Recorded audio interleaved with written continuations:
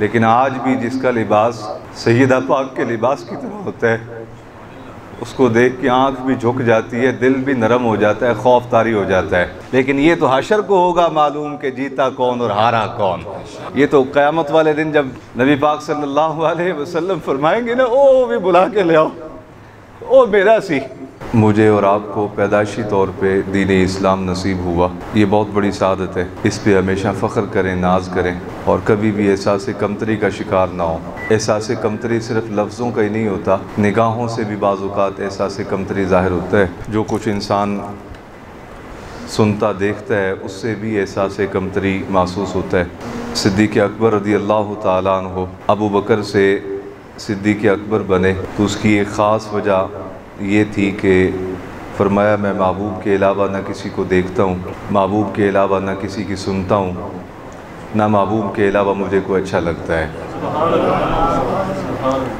آج کا مسلمان جن ذلتوں کا شکار ہے، ان ذلتوں کے بہت سارے اسباب ہیں۔ ایک سبب ان میں سے اس کا احساس کمتری کا شکار ہونا بھی ہے۔ اسے اپنے برے لگتے ہیں اور برے غیر جو ہیں وہ اچھے لگتے ہیں۔ اس وجہ سے ناز کریں اپنے آپ پہ کہ آپ پیدا ہوئے تو کوئی آپ کے کان میں اشہد ان لا الہ الا اللہ واشہد ان محمد رسول اللہ کہنے والا تھا۔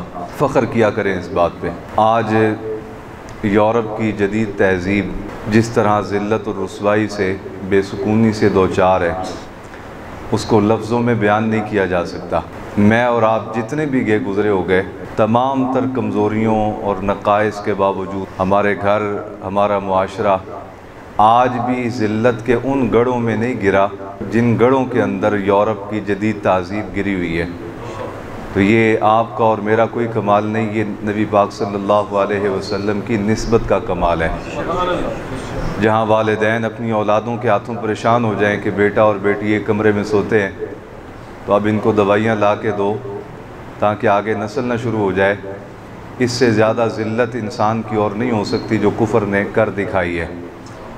آپ اور میں آج بھی کم از کم جس قدر بھی بگڑ گئے حالات مسلمان معاشرے کے، لیکن والدین مطمئن ہوتے ہیں کہ یہ لڑکا اور یہ لڑکی سگے بہن بھائی ہیں تو ان سے ہمیں کوئی خوف خطرہ نہیں۔ ہمارے ہاں آج بھی جتنے بھی معاملات خراب ہو گئے، خاتون اسلام کو دیکھ کے نظر جھک جاتی ہے، اور بندہ اگر تھوڑا بہت اللہ رسول سے تعلق رکھتا ہو تو اس کی آنکھوں میں اور طبیعت میں حیا پیدا ہو جاتی ہے۔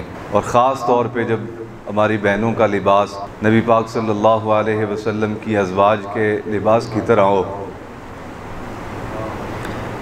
پھر اللہ دل پہ خوف طاری کر دیتا ہے دیکھنے والے کے۔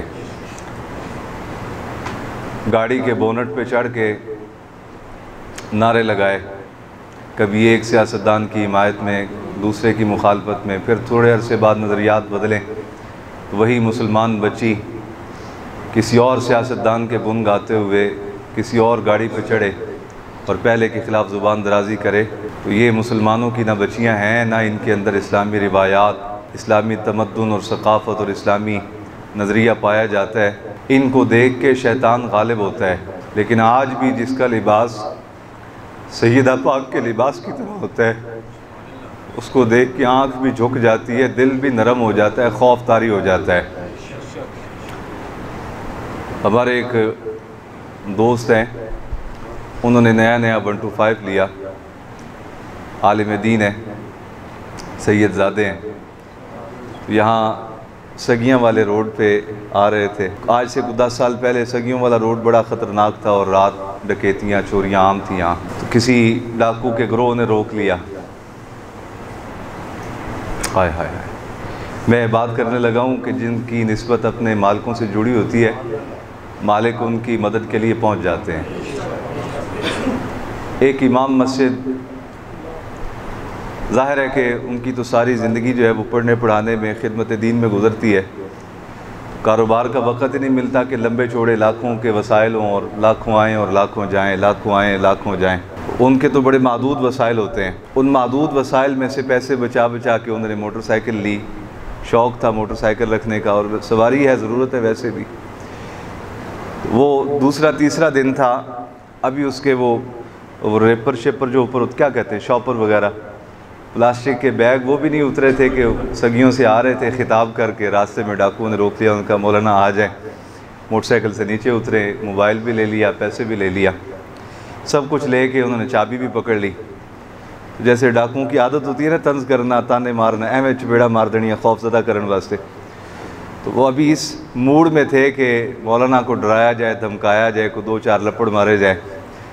تو وہ مولانا کہتے ہیں کہ پتہ نہیں رات کا ٹائم تھا، اندھیرا تھا، ساری زندگی کی کمائی جوڑ کے میں نے ایک موٹر سائیکل ہی خریدی تھی، تو بڑا پیار تھا مجھے اس سواری کے ساتھ اور میری ضرورت بھی تھی، تو مجھے اور کچھ آیا گیا ہی نہ، میں نے دونوں بازو کھڑے کیے اور کہا یا علی مدد، یا علی مدد، یا علی مدد، اور مولا علی کی اس طرح نعرے لگانے لگے، نعرہ حیدری یا علی، نعرہ حیدری یا علی۔ وہ کہتے ہیں پتہ نہیں کیا خوف طاری ہوا ان ڈاکوؤں پہ، انہوں نے چابی میرے ہاتھ میں تھمائی، موبائل پیسے وہاں پھینکی اور دوڑ گئے، نظر ہی نہیں آئے کہاں گئے۔ اب اس کو آپ لطیفہ سمجھ لیں، اس کو آپ حکایت سمجھ لیں، حقیقت مان لیں، کہانی کہہ لیں، کچھ بھی کہہ لیں، ہر آدمی کا اپنا ظرف ہوتا ہے، اور اس فتنوں کے دور میں تو نہ کسی کی زبان روکی جا سکتی ہے، نہ کسی کو سمجھانا ممکن ہے۔ لوگ بڑے بد زبان ہو گئے اور بد زبانی پر وہ ناز کرتے ہیں کہ شکر ہے میں بد زبان ہوں۔ اب میں نے کہا تو بد زبان ہے، کتا بھی بڑا بد زبان ہوتا ہے، اور تجھے اپنے بد زبان ہونے پہ ناز ہے کہ میں نے ادھیڑ کے رکھ دیے ہیں سارے، میں نے یہ کر دیا ہے، میں نے وہ کر دیا ہے، میرے سامنے بول کوئی نہیں پاتا۔ تو کتے کے سامنے کون بول سکتا ہے؟ راستے میں کتا کھڑا ہوتا ہے، آپ میں سے کوئی بندہ کبھی کتے کو جا کے ہاتھ ملایا اس نے؟ بولو نا، کتا کھڑا ہو راستے میں تو کیا کرتے ہیں؟ پاسے سے ہو کے گزرتے ہیں۔ تو یہ جو لوگ آج دین کے نام پہ بد زبانیاں کر رہے ہیں اور داعی دین بن کے بزرگان دین کی توہین کر رہے ہیں، اولیاء اللہ کی، صحابہ کی، اہل بیت اطہار کی، انبیاء کی، تو یہ شاید ان کا فخر اپنی جگہ ٹھیک ہے کہ یہ جس نسل کے ساتھ اپنے آپ کو ملا رہے ہیں اس نسل کا کام یہ ہے کہ بھونکنے کی عادت ہوتی ہے انہیں، اور ہر شریف النفس آدمی ان کو بھونکتا ہوا دیکھ کے دائیں بائیں ہو کے گزر جاتا ہے، اپنی عزت اور اپنے کپڑے بچاتا ہے۔ لیکن یہ ہے کہ جن کا تعلق اپنے مالکوں سے مضبوط ہوتا ہے، اللہ رب العالمین ان کی عزتوں کی بھی حفاظت کرتا ہے، ان کے ایمان کی بھی حفاظت کرتا ہے۔ ہر بات کھول کے کرنے والی نہیں ہوتی، دل تو چاہتا ہے کہ آپ کو بہت ساری باتیں کھول کے بیان کی جائیں، سمجھائی جائیں، لیکن ہمیں پتہ ہے آپ بھی ذہنی طور پہ تیار نہیں ہوتے۔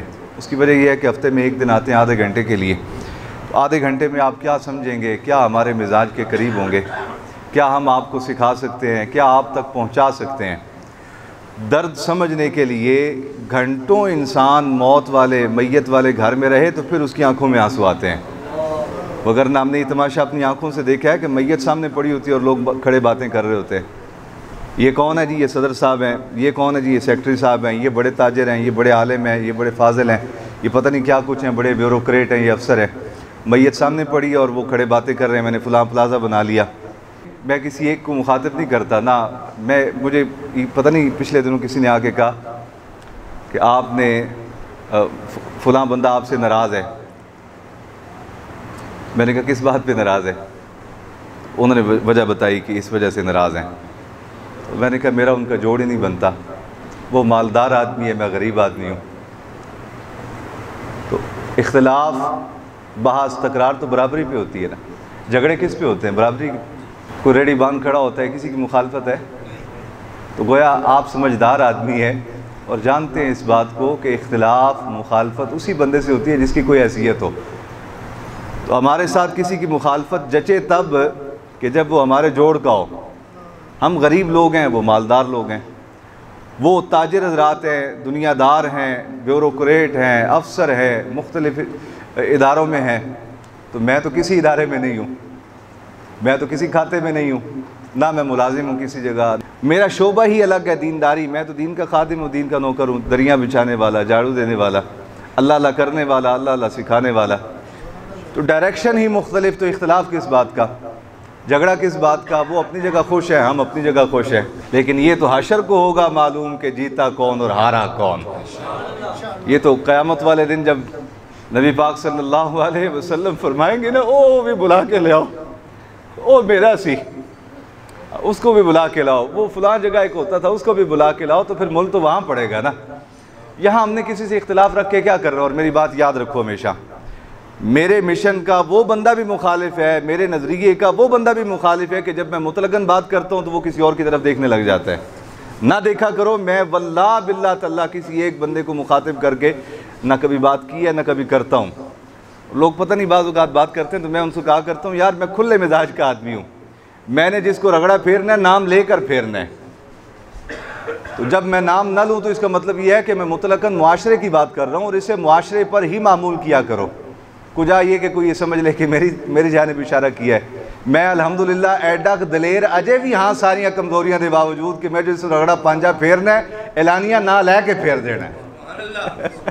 ایڈا میں بزدل کوئی نہیں، نہ میں کسی کو ڈرنا کہ فلانا کو صاحب بیٹھے ہون گے تو میں وہ ڈر دی وجہ تو بات کو گھما پھرا کے کر دیاں گا تے لوگ دائیں بائیں ویکھن لگ پہن کے انہوں آکھیا نے میں بابا جس نوں پنجنا ہے میں اس نوں پنج دینا ہے۔ تو جدوں میں نہیں کسی دا نام لیندہ تو یہ مطلب ہے کہ میں اوورآل معاشرے دی بات کر رہا ہوں۔ اب بات سمجھو آپ کے نہیں، تھوڑا ساڑھے قریب ہویا کرو دلی طور تے تاکہ ساڑیاں درداں تو انہوں سمجھ آن، ساڑھا درد دل تو آڑے تک پہنچے۔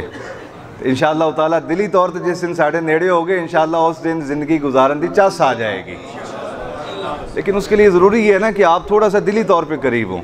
آپ ہفتے کے بعد آتے ہیں میرے عزیزو، اور وہ بھی آدھا گھنٹہ، تو ہم آدھے گھنٹے میں کیا درد دل آپ کو عرض کریں، کیا آپ تک اپنے احساسات پہنچائیں، آپ تک اپنے نظریات پہنچائیں، کیا عرض کریں آپ کو۔ اس کے علاوہ بھی وقت نکالا کرو، آ کے بیٹھا کرو۔ آپ کو ہمارے علم پہ شک ہے تو سبحان اللہ کوئی بات نہیں، کسی اور اللہ والے کی صحبت پہ بیٹھ کے رب کا قرآن پڑھو۔ ہم پہ اعتماد کوئی بات نہیں، اگر کوئی آدمی مجھے نہیں مانتا تو وہ گناہ گار نہیں ہے، لیکن خدا کے لیے کوئی قرآن و حدیث سے تعلق جوڑو، کسی اور عالم دین کے پاس بیٹھو، کسی اللہ والے کے پاس بیٹھو، تاکہ کچھ نہ کچھ تو بنیاد بنے، تاکہ ہم آپ کی خدمت میں کوئی بات عرض کر سکیں۔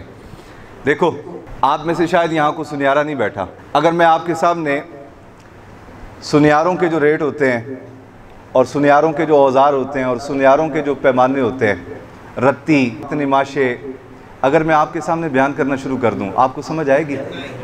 بولو نا یار، کیوں؟ اس لیے کہ آپ تو کے جی کے حوالے سے تولنے والے ہیں، تلوانے والے ہیں، اتنے کلو کر دیو، اتنے کلو رکھ لو۔ آپ منوں کے حساب سے سامان تولتے ہوں گے، بھئی اتنے من ہے، اتنے ٹن ہے، تو آپ کے سامنے وہ رتیوں کی بات کرنا بے وقوفی ہوگی اور آپ کو سمجھ بھی نہیں آئے گی۔ کیوں؟ اس لیے کہ وہ باریک اتنی ہے۔ وہ راز جاننے کے لیے اور سمجھنے کے لیے آپ کو کسی نہ کسی سنیارے کی صحبت میں 4 دن بیٹھنا ہوگا، تاکہ آپ اس کی صحبت میں بیٹھ کے کچھ چیزیں دیکھا دیکھی محسوس کر لیں، کچھ سیکھ لیں، کچھ اس سے پوچھ لیں۔ تو جب آپ 2-4 دن کسی سنیارے کے پاس بیٹھ جائیں گے، اس کے بعد جب کوئی آدمی آپ کے سامنے کہے گا کہ اتنے ماشوں کا تولہ ہوتا ہے، اتنی رتیاں ملیں تو وہ ایک ماشا بنتا ہے، آپ کو پھر روک روک کے ٹوک ٹوک کے بات سمجھانی نہیں پڑے گی۔ جب آپ کے سامنے رتی اور ماشا کہا جائے گا تو آپ سمجھ جائیں گے کہ کیا مراد ہے اس سے۔ قرآن اور حدیث بھی آپ کی سمجھ میں اور آپ کے شعور تک تبھی پہنچے گا کہ جب آپ کا اس سے کوئی ربط ہوگا، وگرنہ مجھے پتہ ہے ہم بات کرتے ہیں لوگوں کے اوپر سے گزر جاتی ہے، آدھے آدمیوں کا دھیان اس طرف ہوتا ہے، آدھیوں کا اس طرف ہوتا ہے، ہم بات کر کے گزر جاتے ہیں تو چہرے دیکھتے ہیں، کہتے ہیں انہوں کچھ بھی نہیں سمجھ آیا، پھر دوبارہ بیان کرتے ہیں، اگر توجہ ہو تو شاید کو تھوڑی بہت سمجھ آ جائے، یا برتن تیار ہو تو اس میں کچھ ڈالا جا سکے۔ بہرحال بات میرے عزیزوں، بات آگے بڑھتی جائے گی۔ میں یہ عرض کر رہا تھا کہ ناز کیا کرو اس بات پہ کہ اللہ نے تمہیں مسلمان گھرانے میں پیدا کیا ہے، اور یہ چھوٹا اعزاز نہیں ہے۔ جاؤ جا کے دنیا میں دیکھو جو مذاہب لوگوں نے خود ایجاد کیے، بہت سے مذاہب دنیا میں ہزاروں ایسے ہیں جو لوگوں نے خود ایجاد کر رکھے ہیں۔ کچھ الہامی مذاہب ہیں جیسے یہودیت، نصرانیت، اسلام، یہ جو الہامی مذاہب ہیں جو اللہ کی طرف سے عطا ہوئے وقتاً فوقتاً انبیاء کی صورت میں، ان میں سے صرف اسلام ایسا دین ہے کہ جو آج بھی اپنی اصل پر قائم ہے۔ اسلام کے علاوہ یہودیت وہ اپنی اصل سے ہٹ گئے، نصرانی اپنی اصل سے ہٹ گئے، ان کے ہاں ہر سال نئی تورات، نئی ایڈیشن آتے ہیں اس کے، اور نئی چیزیں اس میں ایڈ کی جاتی ہیں، جس طرح ہمارے ہاں نہیں۔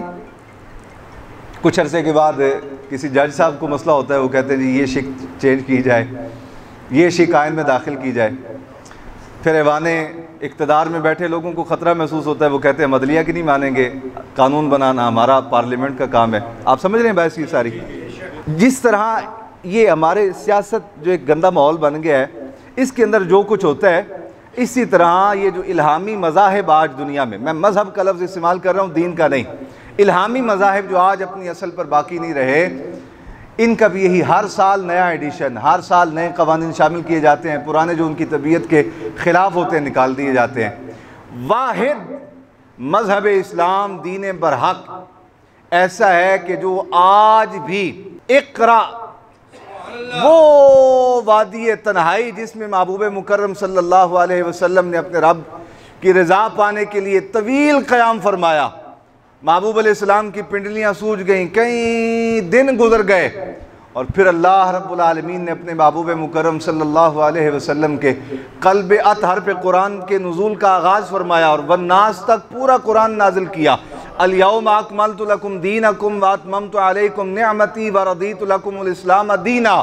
الحم سے والناس تک اللہ رب العالمین نے جو قرآن دین اسلام کے لیے نازل کیا، الحمدللہ ثم الحمدللہ، سارے کے سارے دنیا میں پائے جانے والے مذاہب میں سے مذہب اسلام دین حق یہ واحد اور تنہا اور یکتا دین ہے کہ جس کا قرآن بھی صحیح ثابت اور سالم ہے، جس کے محبوب کا فرمان بھی صحیح ثابت اور سالم ہے۔